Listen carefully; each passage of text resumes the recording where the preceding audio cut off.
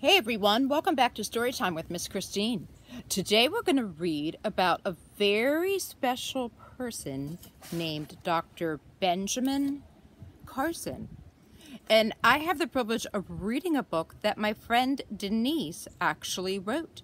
It's called Anything is Possible, the Ben Carson story, written by Denise Blum and illustrated by Nathan Rhea. Who is Dr. Ben Carson? Let's find out. Anything is possible. The Ben Carson story. And Ben dedicated this book to his mom. Some of the things Ben tells us. My favorite person is my mom because she taught me to think big. The library became one of my favorite places to visit. Reading every day helped me become a better student and even inspired me to dream. I discovered that magical things happen when you open a book. Anything is possible. Let's begin. It had been a bad day. A rough day for Brett. Today was a day that he'd like to forget. He got a bad grade on a big science test. He was unhappy and very distressed. Will my mother be mad? Will she think that I'm dumb? He walked home from school feeling gloomy and glum. Brett entered his house, his heart filled with dread. I got a bad grade, Mom. I'm sorry, he said. His mother asked, Brett, did you try your best? Did you study hard for the big science test? Mom, I can't study. I don't think I'm bright. I'd still get bad grades if I studied all night. Poor Brett, he's really upset. Mom, I'm so frustrated. I want to shout. I'm just about ready to pull my hair out. Now, Brett, Mom replied, you need to calm down. Can you try to smile? Get rid of that frown. In life, you'll go through tough times now and then. You must overcome them, like my friend, Ben. Ben was raised by a wonderful mother. She took care of Ben and of Curtis, his brother. She raised them alone, with no help from their dad. He lived far away, and that made the boys sad. Ben's life was hard. He got bad grades in school. Mean kids in his class called him dummy and fool. The kids laughed at Ben when he got answers wrong. This made him feel bad, like he didn't belong.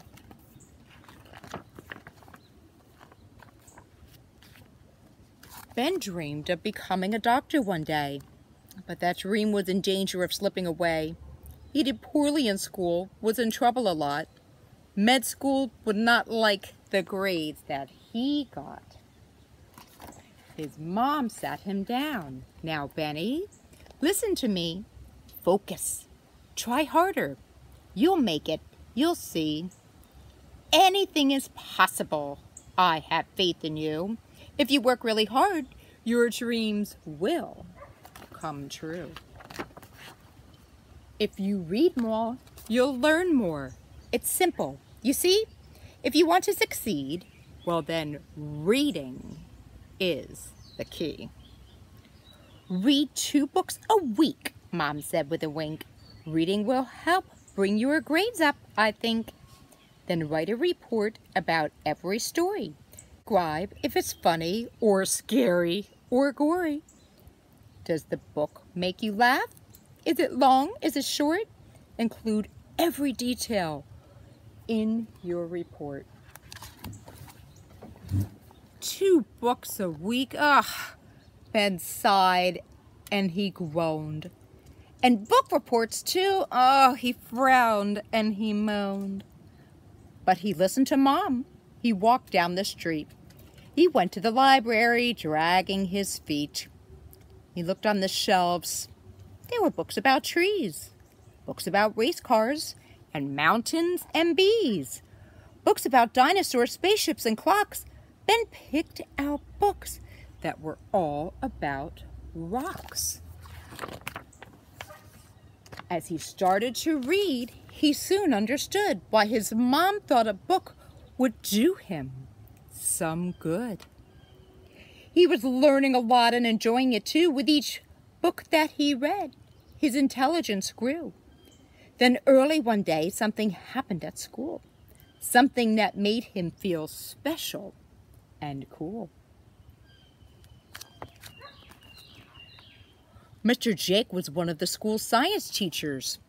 He taught about plants, about rivers and creatures, earthquakes and mountains and bright shiny stars, sound waves and icebergs and planets like Mars.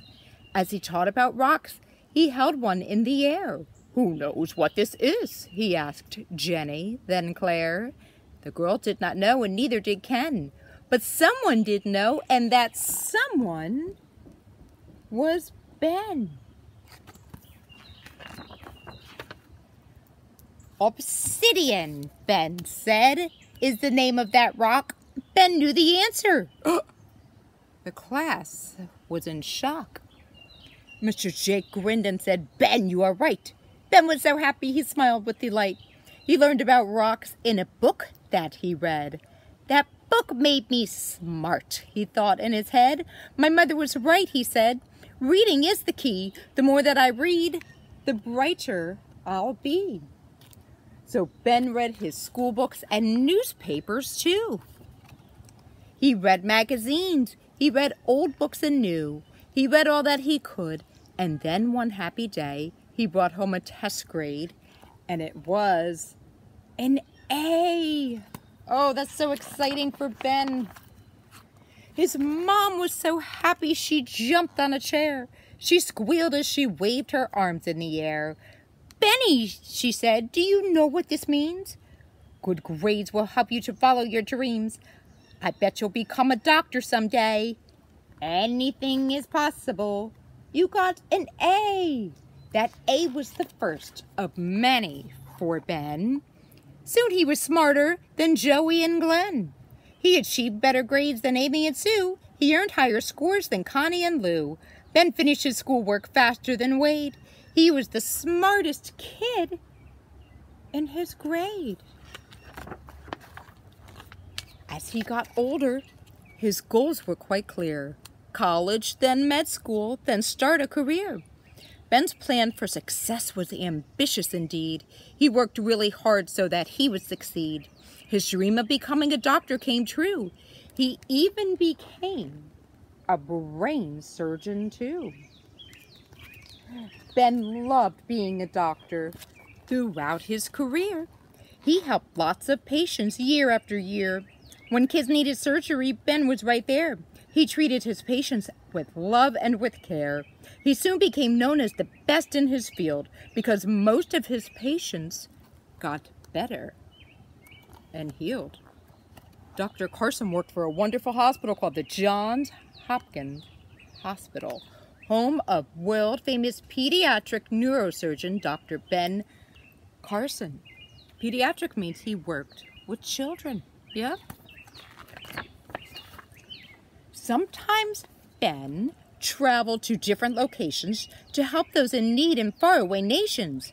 Africa, Germany, to name just a few. He went to Australia, Singapore too. From country to country and coast to coast, Ben tried to help those who needed him most. So, that is the story about my friend Ben. He overcame problems again and again. Ben had struggles in life that caused him distress, but he worked hard in school and became a success. Be like Ben. Get your books out and read. Put in some effort so you can succeed. Anything is possible if you're willing to try. Be just like Ben and set your goals high. Brett asked his mom how she knew about Ben. She said, "Well, I met him when I was just 10. When I was a child, I got very sick. Dr. Ben helped me to feel better quick. Always be grateful," Mom said to Brett. "He's certainly someone I'll never forget." After hearing Ben's story, Brett thought to himself, Ben's journey began with a book on a shelf. I'll start my own journey. I'll follow Ben's lead. Brett took out a book and he started to read. If I read several books, then maybe I'll be a doctor, a lawyer, a sailor at sea, a banker, an astronaut flying through space, a nurse, a detective solving a case. If I work hard enough, then maybe someday I'll be president of the USA. Anything is possible. And I love this last page. It says, think big. And after each letter, there's a little phrase. T. T is for talent and time. H is for hope and honesty. I is for insight. N is for nice. K is for knowledge. B is for books. I is for in-depth learning skills. G is for goal.